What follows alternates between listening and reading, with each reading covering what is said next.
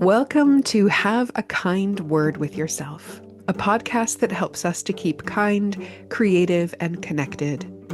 My name is Rose Kondo, and I'm your host.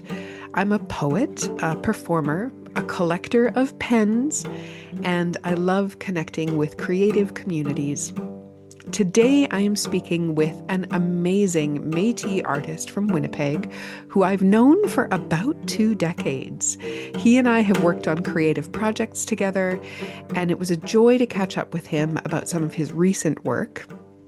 We do, as ever, use the word kind to frame our chat, and we delve into a lot about self-care, particularly when we're navigating really intense work projects.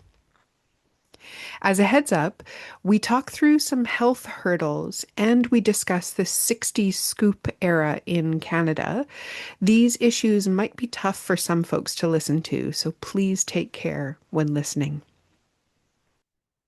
Before we start, we talk about good body fuel in this episode, so I'd love for you to take a moment and think about a snack or a meal that makes you feel really good.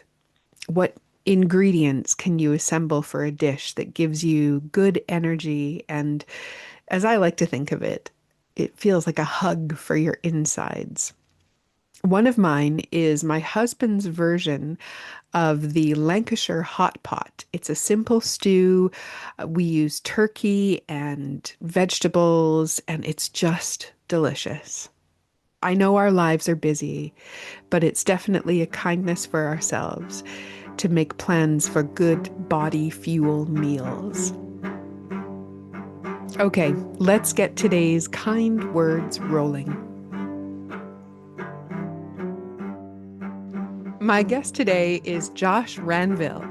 Josh is a Métis actor from Winnipeg, Manitoba, Canada. He has been acting since he was 11 when he performed in The Rememberer with Manitoba Theatre for Young People. Ever since then, Josh's life path has been, in his words, like a river bending in many directions. Josh studied theatre at Studio 58 in Vancouver, Canada.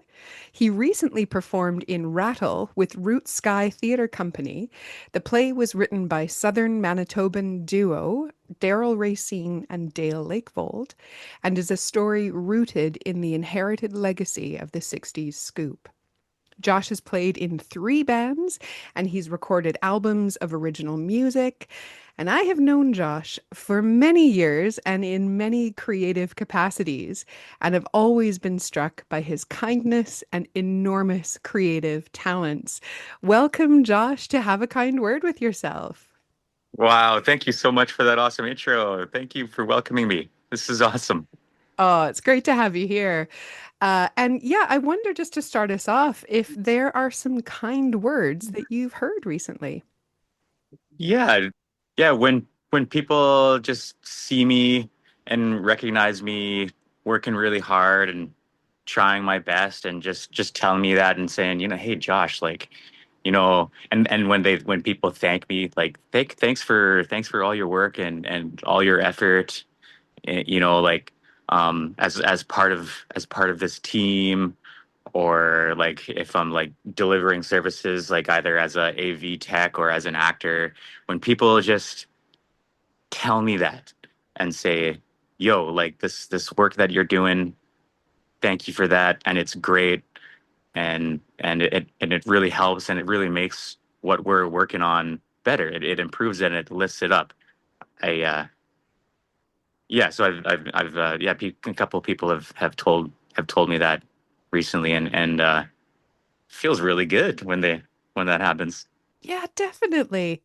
I think, honestly, like a thank you and an acknowledgement of some hard work takes a moment, it takes a breath to say, but the ripple effect can be really huge.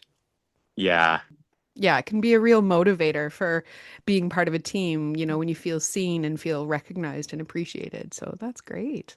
that's right. Yeah, it's like it. Yeah, it keeps me going, and it makes me want to do some more of that hard work. As we move forward. Yeah, definitely. Oh my gosh. Yeah, I think that that's just something, if we could adopt that more broadly as a human species, as a human, let me try that sentence again. Oh man. Yeah, if we could adopt that more broadly as a human species, then I think we'd all possibly be a little bit happier. Um, Yeah.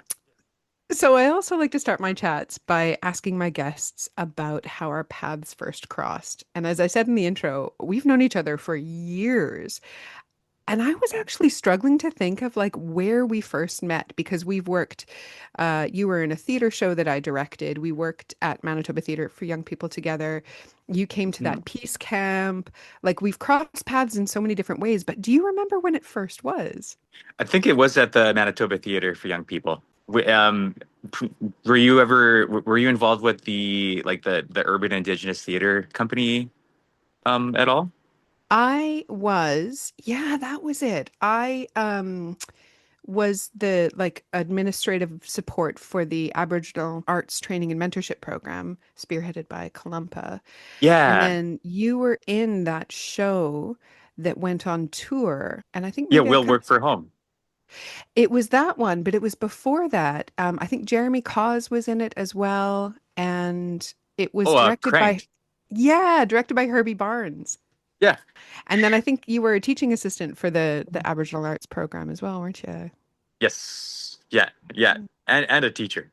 And a teacher. Hey, I look was at like that. an apprentice, yeah, an apprentice teacher with Anne. Anne Barriger. Oh, yeah. Yeah. That was a long time ago. And you've done Yeah. such incredible things since then. And I'm sure that um, a lot of these more recent projects will come up in our chat. But just thinking about that, the fact that you are an actor, you've trained in theater, you've done teaching, and you do music, and you've just been in a play, that's so many hats to wear. And I'd love to know if there's something in particular that you love about the creative work that you do. Um, so what I one of the things that I love about creative work is that moment when things start to cook and we're starting to sizzle. There's always like kind of a beginning period, a warm up, a ramp up, like in the first day of rehearsal or like after introductions when everyone first joins in a room when, um, and then we start to work and we take the first steps into work and we're all super excited to get going, but it's hard at first. And, like when we're just generating ideas and brainstorming and figuring out and just imagining what can work, what are we going to do? What's going to happen? What are we going to do? And then you start bringing ideas together and and then like actually working on things and jamming or getting up on our feet and saying text out loud and taking all the ideas that we worked on and that we talked about in the beginning and trying them out. And so then there's that second phase, and then eventually there's like the first moment when you're like, okay, it's just things are coming together, and there is this this project that we're all working on is coming alive, and it's like an unspoken thing, and I think that like everyone sort of feels it, but we don't always point at it in the moment. But like things are starting to cook, and everyone's like there's like a breath of relief almost. It's like, "Whew, okay, here we go. Yeah, this is actually happening. This is actually gonna work," and it's a really exciting moment when that happens.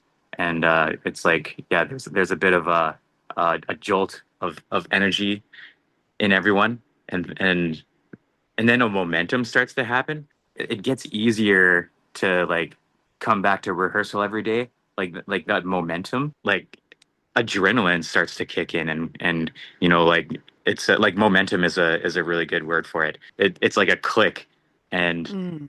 we just start rocking and rolling. Yeah, Yeah, I love that part. absolutely. Yeah.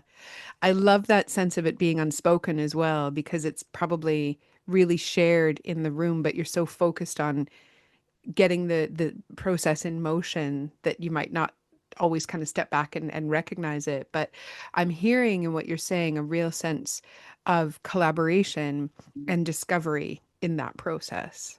Yeah, it's like a yes and it's like yes, yes. And now what else are we what else now? What else? Like let's go. Like yeah, we got Yeah. something. Let's keep going. Absolutely. And I love that you talk about feeling it start to cook, because that links beautifully into the first question that I have in the kind chat. So, as a Ooh. recap, I use the word kind as a framing device for my chat. So, it's every letter in the word kind stands for a different word, and that prompts the question. And the first letter is K, and the word is kitchen. So, a nice kind of Ah, synchronicity there with the idea of things cooking. But I nice. guess the question is like, how do you cook up kindness for yourself? What's in your kindness creative kitchen? So that can be literally about food or it can be more metaphorical, but yeah, how do you cook up or create kindness for yourself? Oh yeah.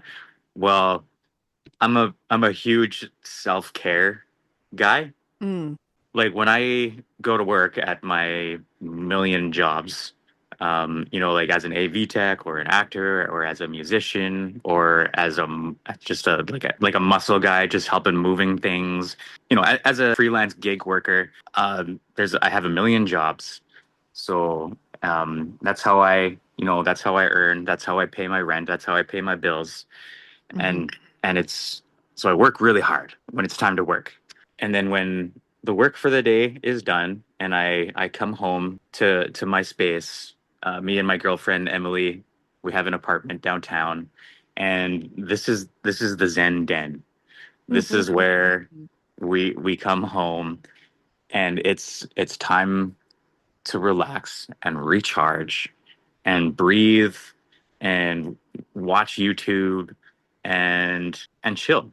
I love taking a hot bath. One of my heroes is Adam Savage from the Mythbusters, and Okay. he has this awesome YouTube channel called well, it's Adam Savage, tested with Adam Savage, and so like yeah, he talks all the time about his hot baths on Saturdays. Saturdays is his day off, and sometimes he takes two hot baths Wow. in one day. And Oh, so yeah, I take that page from Adam's book, and I'm really serious about my hot baths, Epsom salt baths. In my kitchen, I really try to have healthy foods, and I try yeah. not to have processed, unhealthy foods. Don't get me wrong, I love my snackage. Sometimes I gotta indulge in some potato chips and some ice cream. Yeah. but but like I really really um, make an effort to keep a lot of vegetables, avocados, and like healthy fats Yeah. is a focus for me when I'm stocking Mhm. up vegetables and fiber. Keep Yeah. the gut healthy. I take my probiotics every Nice. day, and I take collagen to help my joints Oh, and nice. yeah, and my joints and my bones, and make sure I take my vitamins every day. Even when I'm really busy, I pack my vitamins. When I'm heading out the door, I make sure Yeah. I got those so I can take my vitamins. When I get a chance, I pack lunches as often as I'm capable. Sometimes I just get too busy, and just like the last couple of days, I had back to back to back gigs, and I literally was I didn't even sleep. My uh, goodness. well, I slept like a couple hours and then woke up Yeah. in the morning and headed back to work. Um, but like when I have some time, I'll pack a lunch, make some Hmm. salad. I love taking some frozen blueberries, pouring some dairy-free yogurt over it, and then pouring chia seeds in there, and then shaking up Yum. the container. Yeah, and then so that by the time that I eat it, like around lunchtime, it's kind of like all turned into a nice pudding. Yeah. Yeah, it's super Love good. that. I'm hearing so much. I mean, you started off by saying self-care, and it really it makes me think about fuel, like fueling your body with good things, with when that comes literally to like food and to rest and that sort of thing. Um, it reminds me years ago of a really good friend of mine and colleague, Claire Barodi, would talk about she always did a million things as well, and to sustain doing that, there were things she had to do to be able to sustain that kind of energy and that kind of focus. And so I like to think about that kind of embracing health as being like what your body needs to fuel itself to do those things. I Yes. also love the idea of a Zen den, not just because it rhymes, but but about that being the place to decompress. Because I don't know if it's this for you, but when there are so many things on the go, you kind of get through the achieving of them, but in the downtime, they're still there. They still kind of need digesting and processing. So having a space to do that, to just catch your breath, sounds super important. Yes, absolutely. Yeah, it's so, so, so important to me. I I need that. I put so much of myself into the work that I do, no matter what it is. Yeah, no matter what hat I'm wearing on any particular day, Hmm. I consider it just as important as any other hat that I might be wearing.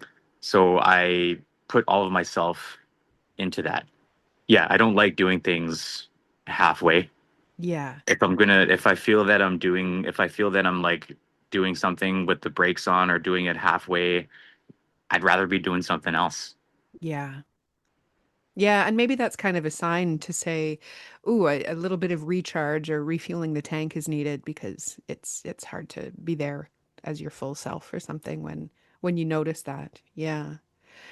Yeah. Gosh, that's there's so much that's really inspiring in that, which leads nicely to the next letter, which is the letter I, and the word is inspiration. And I would love to know where you find inspiration. I find inspiration. I don't know. I think inspiration finds me. I don't know. It Nice. like ideas and things just come to me in the most random places. I guess I'm sort of impulsive in that way. Yeah. I like when an idea comes to me, I really need to write it down because sometimes, like I'm just like on the bus on my way somewhere or uh or I'm just like, in a waiting time for something like at work or like in between like when I get a minute at work, um, the ideas will come to me when I'm just like scrolling, when I'm in the shower, when I'm eating meals. Like I just get these ideas for like just for stuff I want to try. And when you write them down, do you do it as like a note in your phone or do you have a notebook? I'm really curious about that. Notes in my phone. I Yeah. have, yeah, my notes file in my phone is like unlimited. It's like there's I don't know. I have to go through it and like I go through it often and like sometimes like instead of scrolling social media, I'm scrolling my notes app and like being like, "Oh yeah, Love that. cool." Like all these things that yeah, these ideas and like song ideas end up in there Yeah. too. Like lyrics ideas. Like sometimes I'll think of like a neat couple lines that rhyme or like that like talk about like a sentiment that I have or something I want to communicate to the world. And it's usually just a couple lines. Um, Yeah. and so I'll jot those down. And there's not always a melody right away Yeah. that goes with it.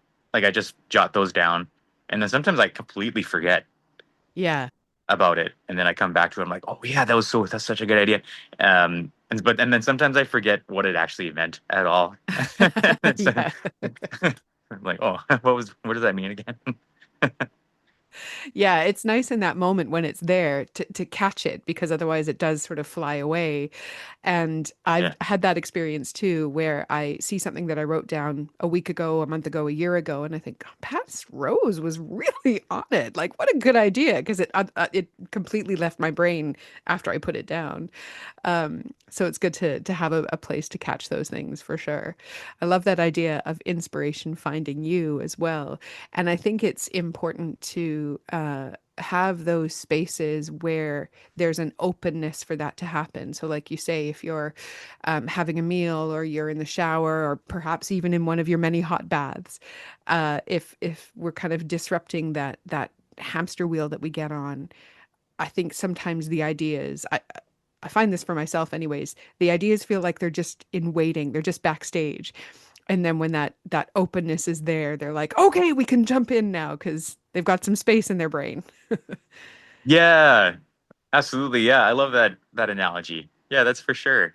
Yeah. Yeah, that's why it's so important to take that time and let your body and your brain catch up. And then and then there's that that openness and yeah, those ideas that are there, they're yours and they're there and they're waiting for you. And then they have that moment and it's so beautiful that they can come out into the light. Yeah, absolutely. And then we can write Bringing them them down and be forward. like, hey, wait there. So stay right there. I need to write you down. Don't go anywhere. Yeah. Yeah. Type quicker. Yeah.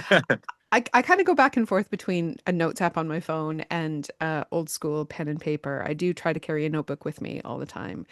And I like the act of writing it down, but then sometimes you're just in a circumstance, like if I'm on a really busy tram or something, and I have my phone in my hand, but my notebook's like in my bag and I'm touching about 8 people because it's so squished. The phone is a little easier to capture it. Totally. Yeah, it's so convenient. Yeah, that's one of the nice things about the having the screen right there. That's it. Yeah. Yeah. So the next letter in the word kind is N. And the word I have for N is noticing. And I often find in my chats with creatives that noticing is very active. You notice things for inspiration, or you notice things. I think particularly as an actor, you probably notice a lot about people's body language, energies, tones of voice, and that sort of thing. And that's Mm. really important for your creative work.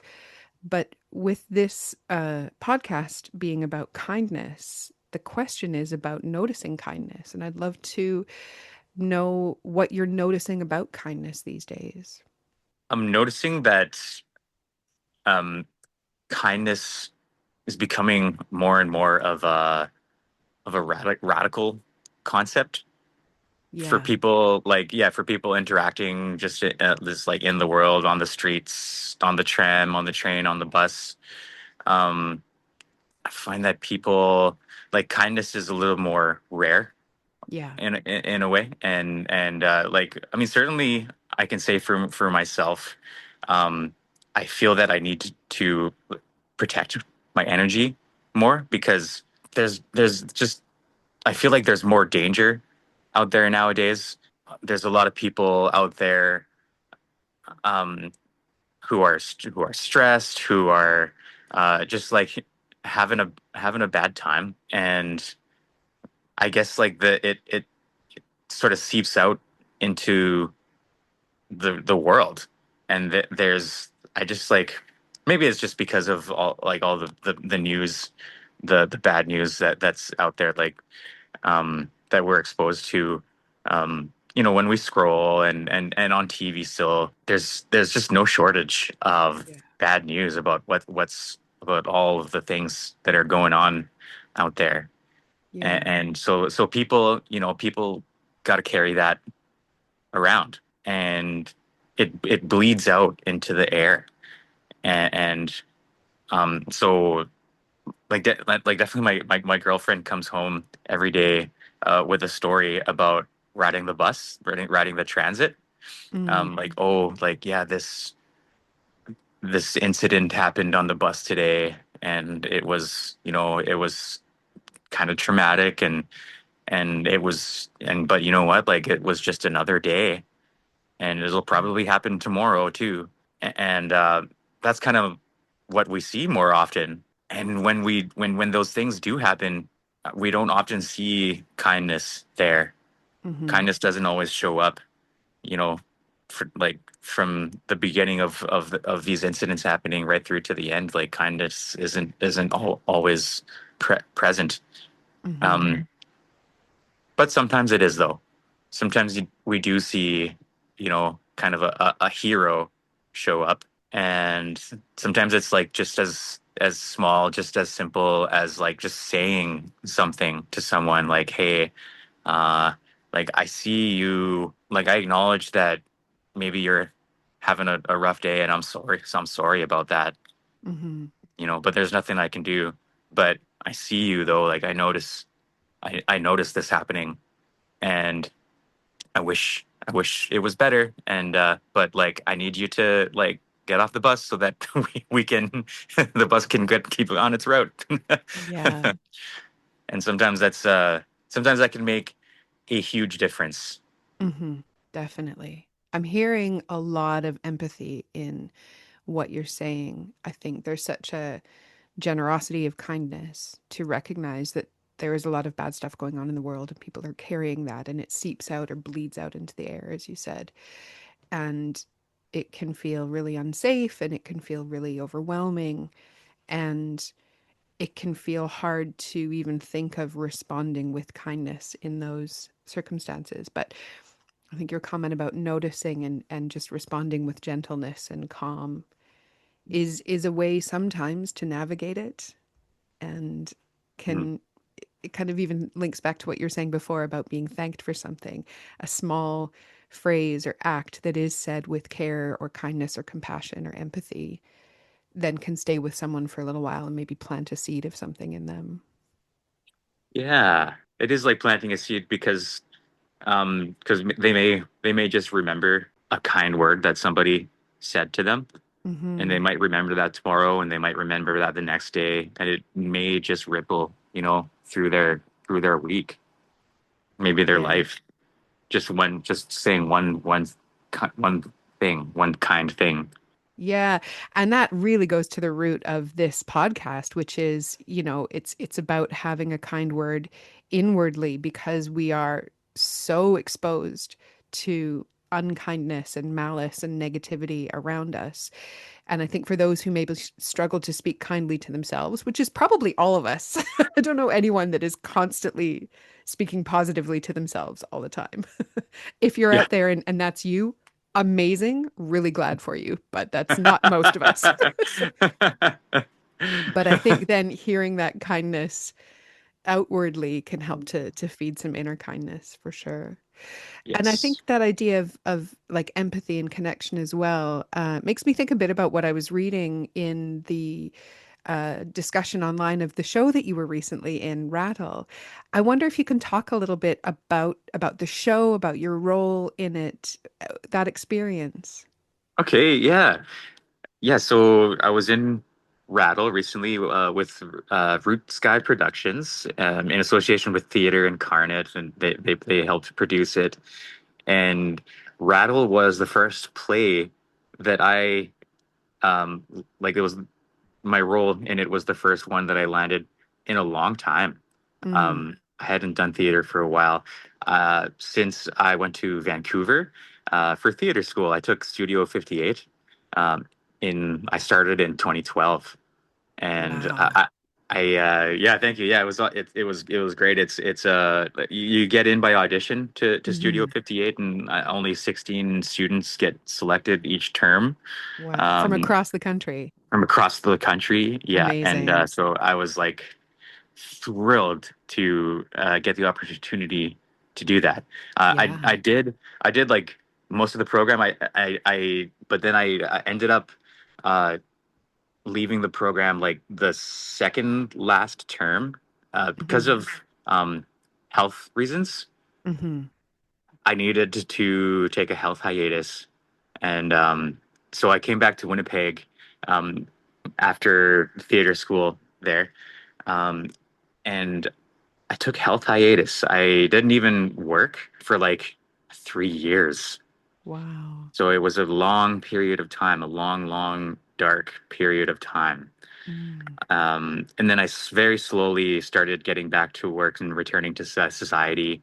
After that, I started just like at a moving place, short line moving in Winnipeg, and I was a mover for a bit. Drove the 5 ton, and then started working as an AV tech because I've dabbled in audio tech Hmm. technologies since I was a little kid, and so started working at an AV place, and gradually gradually became myself again. And Hmm. so in the last couple of years, I've been auditioning for plays again and for film. Yeah, it took a lot of years. It took a lot of time for me to start to feel ready to get back into theater because theater's hard. Theater it takes a lot. It takes so much Hmm. mental and physical effort and energy. But finally, I'm here again. I'm back and I'm auditioning for plays. And so yeah, they offered me a role in Rattle, and so I was so happy. I was so thrilled to be doing theater again. It was Hmm. so special, and what a great show to return to theater in. I played Dan, and so Hmm. the character Dan in the play is based off of Robert Doucette. Hmm. And Robert Doucette is a Métis fella from Saskatchewan who was a Sixties Scoop. So he's a Sixties Scoop survivor. And so what the Sixties Scoop is it's what they call there was this initiative brought on by the government of Canada that told the provincial governments to tell to have staff basically take kids who were deemed to be in family situations that weren't good for them or weren't ideal, and to Hmm. basically remove them from those families and put them into foster care. And it was mostly Indigenous kids, Métis Yeah. kids, First Nations kids, and Inuit kids, Mm. like across the board. It was mostly those kids that they deemed to be in situations that weren't good for them. Right. Um, and like in some cases, they would just have the RCMP join like a social worker, and they would just take them. And That's awful. so they yeah so this happened in the 60s. That's why they call Mm. it the 60s scoop. And my friend Robert was one of those kids. He was taken from his mom when he was 2 years old. He doesn't remember Hmm. when they took him, but he does remember his foster family growing up. And and he loved his foster family growing up. They were yeah, like he loved them so much, and his foster parents loved him. He had, I think, two Métis brothers Hmm. and and a Métis sister who were also like foster kids in his family. Um, and it ended up happening to Robert again. Um, like the they ended up coming and taking his foster siblings away too eventually. Really? Oh my gosh. Yeah, so so then yeah, he formed then that family with his Métis brothers and sisters, and then they ended up being scooped Wow. again. And so that was Robert's story, and there were thousands and thousands of these 60s scoops. Hmm. Um, and what Robert ended up doing was um, taking the government to court. Yeah. Robert Doucette and his brother, his lifelong friend, were the guys who filed a class action lawsuit against the government of Canada Wow. for the 60s scoop survivors, like to get compensation Hmm. for all of the 60s scoop survivors. Mm. And so Robert had to go across the country collecting evidence from survivors. So he'd collect their stories. He'd get witness accounts from them, like about abuses and trauma that the survivors lived through. He'd collect photos, and he created thousands of case files and brought this to the court, and ended up winning Wow. the yeah the so they won that lawsuit, and they got compensation for the 60 Scoop survivors. Here's the thing: the Métis didn't get included in What? that settlement. Yeah, yeah. So Robert did all that fighting and all that work for the survivors, and then wasn't included. Yeah. So that's what the play was about. That's like Dan's journey in the play, Yeah. and yeah. So it was incredible. It was an incredible journey as an Yeah. actor to learn about this and to tell the story on stage. Yeah, it was tough, but there was some comedy in the play too. Like it's like Yeah. it's a story about a family, like, and my wife in the play, and so we had those great scenes like as a family Yeah. in the living room, and there was some comedy in there. So I was glad for the I was glad for the good parts too. Definitely the light Yeah, and shade for sure. yeah, Oh my goodness. Josh, thanks so much for talking through that and for talking about your journey with theater and the health hiatus and coming back to it. That feels like a big journey to have gone on, and I really appreciate you sharing that and then talking about Robert's experiences and the whole context of leading to the play. And I'm thinking of what you were saying before about your self-care routines, which sound like really essential tools to be a human in the world. But then also thinking about being in theater, which, as you said, is really hard, and then being in a show that has a lot behind it, like thousands of stories brought together by this one individual, and then you're playing that individual. No wonder you really need to bolster those tools to look after yourself, because that sounds like, yeah, a lot to navigate. yes, yeah. Yeah, it was, yeah, especially while working on Rattle, the self-care routine was essential. Essential. It was the only way to survive through doing a job like that. Yeah, absolutely. I saw in the Root Sky info online as well that they had areas for audience members too. It felt like it was, as a production, held really well for the actors navigating this, telling this story, and then for audiences coming who may be triggered by different things or have emotions come up to hold them safely and compassionately as well. That's right. Yeah, yeah. So they adorned the lobby of the Asper Center for Theater and Film. It's like the theater at the University of Winnipeg. Yeah. Um, and they absolutely decked the place out in like indigenous decorations. They had star blankets on all the walls. They had these really great displays, like information displays about the 60 Scoop laid out.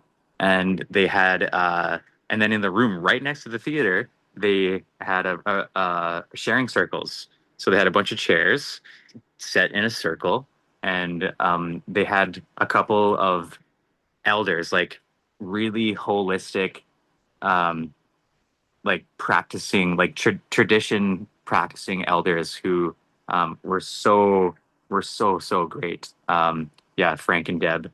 Um, like they would come and they would do smudges and they would drum and they would take a fan and they would smudge each participant of the sharing circle. They would smudge them and they would um, blow the fan on them, and it would, yeah, there was so much kindness um, Mm, before and after each of the shows. mm. It was so good. I was so proud of that part of the production. Oh my gosh, what an incredible experience to be part of. It's making me think back to also when you mentioned smudges, the peace camp that you and I worked on years and years ago, and Yeah. how there were morning smudges there, and it's burning sweetgrass, is that right? Or burning sage? Yeah, sage or sweetgrass. Yeah, Yeah. you take a little bit of dried sage or sweetgrass or tobacco sometimes, and you'd sprinkle it into a turtle shell, which acts Mm, as like a bowl, so the herbs can burn in that bowl without like burning your hands. And you just light just a little bit of it so that the smoke rises just a bit, and then you like wash yourself with the smoke. Mm. And it washes away bad energy and bad thoughts, and so that the good thoughts can be clear. It sounds amazing that whole theatrical experience, and it sounds like you really took a lot from it. But knowing your incredible skills as a theater artist, I imagine you brought a lot to the experience as well. So thank you so much for talking through that. Well, thank you. And we are coming to the final letter in our word kind, which is D. And the word I've chosen for D is dream. Because I think it can be, in the world that we are in right now, it can feel like there is a lot of heaviness. And even talking about kindness can sometimes shed light on its absence, a little bit like what we've talked about already. Hmm. But I think for this question, it's dreaming about kindness for the future. What do you dream of for kindness in the future? Oh, I dream that kindness becomes as common as like a handshake. Like I dream that more of us go out into the world with kindness on our heart, and just ready to be that superhero that shows up um, when when we really need it, and does an act of kindness. And I dream that definitely for myself. Like I can't change the world right now in a day, but I can definitely, you know, I can do me. And so like I dream that I I dream that I be that kindness superhero more often, like more days, and more times when I see that someone needs some kindness, that yeah, I act on that, and I create that ripple as often as I can. And maybe I see it a little more often elsewhere too, like out there. Yeah, love that. Love that idea of it rippling outwards for sure. Well, Josh, as we come to a close, I've created this podcast with the tagline exploring ways to keep kind, creative, and connected. Because I think those three things are really important building blocks for us as human people. And I would love to know a top tip from you about how to keep kind, creative, and connected. Oh, that's so awesome. I love that. Yeah, and thank you so much for creating this podcast. This is so important. This is I'm going to tell everyone to listen to keep kind and have a kind word with yourself. My Josh's top tip for keeping kind is to take care of yourself radically.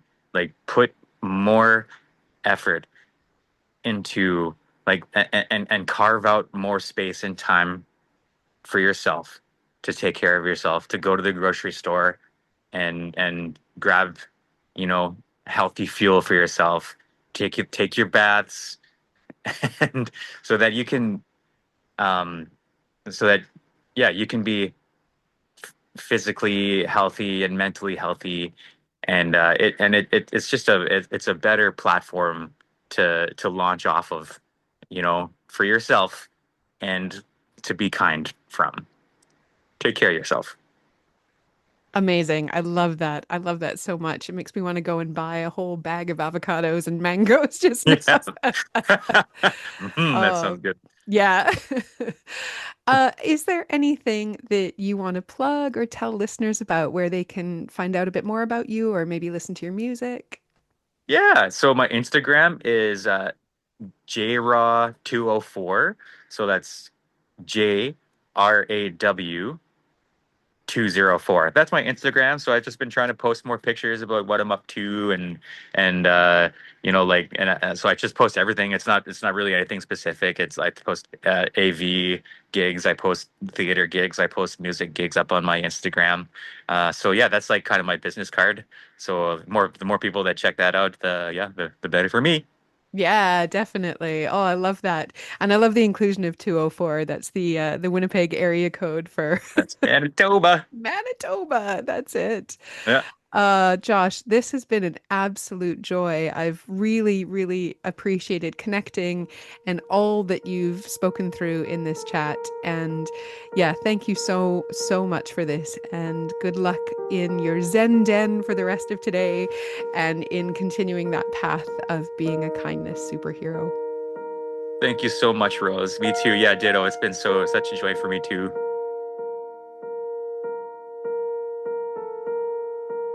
What a lovely chat with a lovely human. I can just picture Josh as a kindness superhero, bringing his gentle strength into situations where it's needed. I love that our discussion went through self care, being silly, serious issues, and to extend the food metaphor again, it's felt like a really great meal for my soul. I hope you've enjoyed it too. And please do give Josh a follow on the socials. Links for the things that we chatted about are in the show notes. Huge thanks for listening, and we'll have another episode coming your way soon. You can like and subscribe on Spotify, Apple Podcasts, Podbean, and YouTube, where captions are available. Have a Kind Word with Yourself, the podcast, is written, hosted, and produced by me, Rose Kondo. You can find out more about me and my work on my website, rosekondo.net, where you can also see amazing illustrations by the wonderful artist Neve Wood, also known as Little Badger.